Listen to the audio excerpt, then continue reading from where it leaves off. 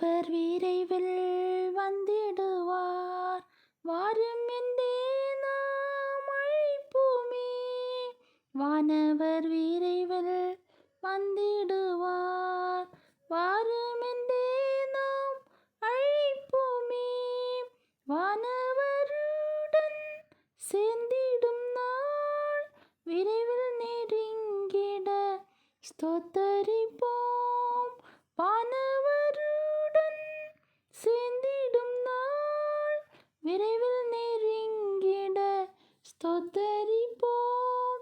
பிதா குமாரன் பரிசுத்த ஆவியானவராம் திருத்துவ தேவனை துதித்திடுவோம்.